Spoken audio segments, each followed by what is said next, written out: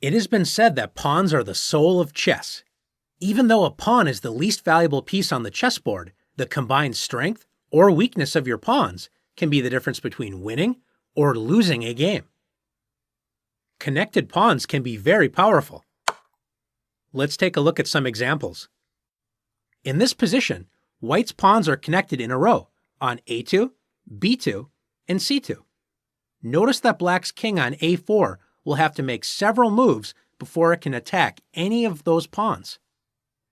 If Black plays bishop to e6, attacking the a2 pawn, notice that White can play a3, moving the pawn out of danger, and Black's king cannot capture the a3 pawn because it's protected by the pawn on b2. The ability of connected pawns to support one another is a powerful resource to have. Let's take a look at this position.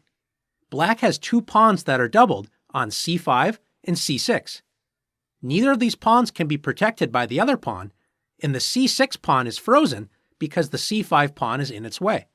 So White can play bishop a4, threatening to capture the pawn on c6, and since it cannot move due to being blocked, White will win the targeted pawn on the next move. Remember, pawns are stronger together and weaker when apart.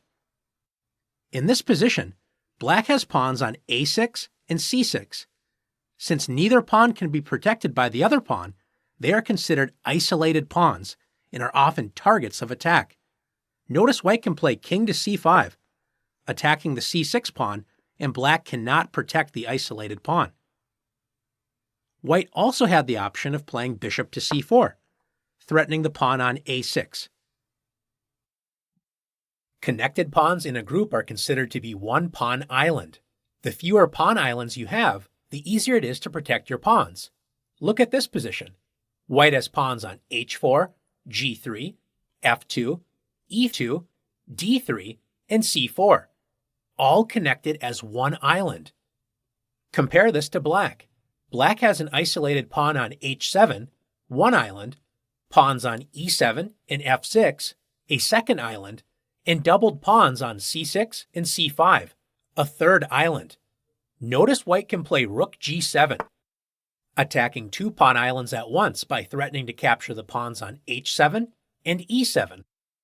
Black's king is able to defend one of these pawns, but not both. After king d7, rook takes h7. As White only has one pawn island, Black's rook can only attack e2 with rook a2, which is easily defended by the White king with king f3. Now that you've learned the strengths and weaknesses of different pawn setups, it's your turn to attack and defend pawn structures.